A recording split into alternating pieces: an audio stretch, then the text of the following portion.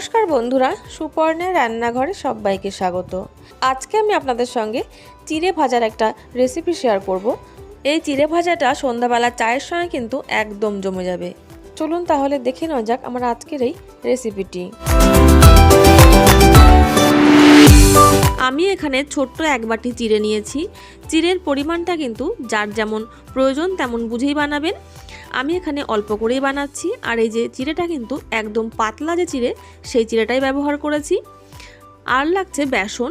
আমি এখানে 3 চামচ মতন বেসন নিয়েছি।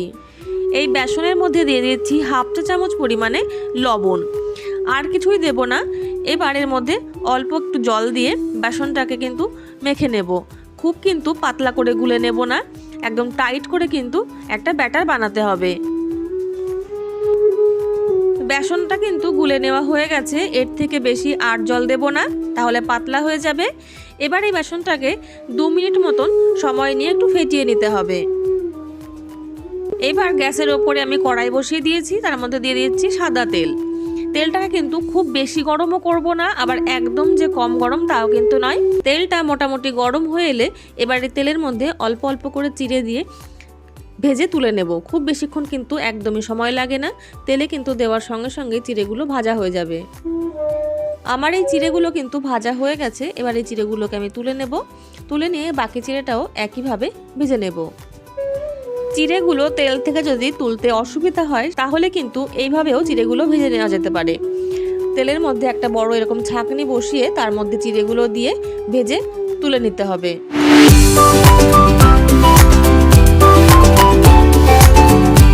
সব চিড়েগুলো আমি ভেজে নিয়েছি একইভাবে। দেখুন চিড়েগুলো কিন্তু ভাজার পরেও একদম ধবধবে সাদা হয়ে আছে, খুব বেশি লালচে করে কিন্তু ভাজা যাবে না। এবার যে বেসনটা আমি গুলে রেখেছিলাম সেই বেসনটাকে এইরকম একটা লক ব্যাগের মধ্যে ভরে নেব। আমি যেহেতু বেসনটা খুব অল্প নিয়েছি তার জন্য কিন্তু ছোট্ট একটা লক ব্যাগ নিয়েছি।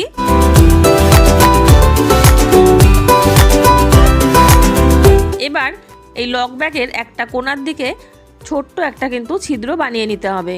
খুব কিন্তু বড় করে কাটা যাবে না, একদম ছোট্ট করে, যাতে এই রকম সরুভাবেই কিন্তু বেরোয়। এবার ওই একই তেলের মধ্যে বেসনটাকে এইভাবে কিন্তু ছেড়ে দিতে হবে, তাহলে কিন্তু ভাজার পরে একদমই ভুজিয়ার মতন হয়ে যাবে।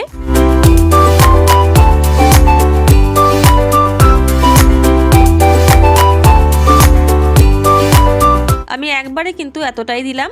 এবার উল্টে পাল্টে একটু লালচে করে ভেজে নেব।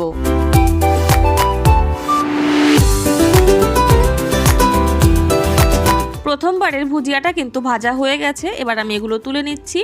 তুলে নিয়ে বাকি বেসনটাও কিন্তু একইভাবে ভেজে নেব।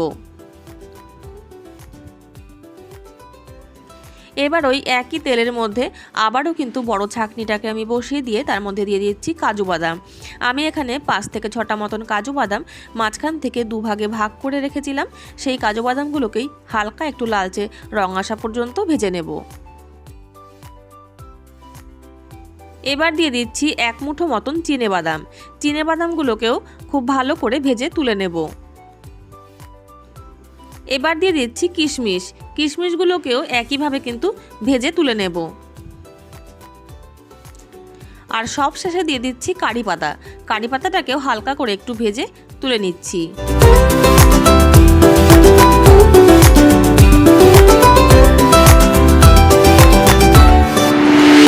আমার কিন্তু সব কিছু ভেজে নেওয়া হয়ে গেছে।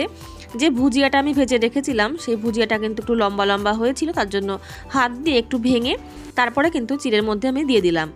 এবার এর মধ্যে দিয়ে দিচ্ছি স্বাদ অনুযায়ী বিট লবণ, আর দিয়ে দেব সামান্য একটু দারচিনি গুঁড়ো, আর দিয়ে দেব সামান্য একটু চাট মশলা।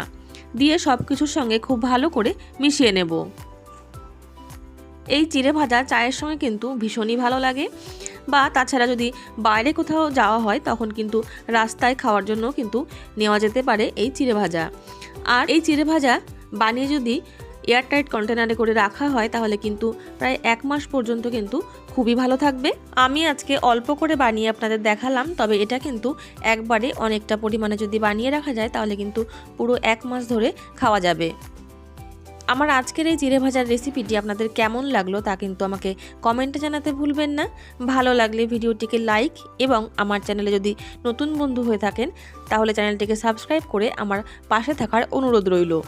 আর যারা আমার ভিডিও প্রত্যেক দিন দেখেন তাদেরকে জানাই অসংখ্য ধন্যবাদ। চলে আসব অন্য কোনো নতুন রেসিপি নিয়ে আপনাদের সামনে। ততক্ষণের জন্য নমস্কার, সবাই ভালো থাকবেন, সুস্থ থাকবেন।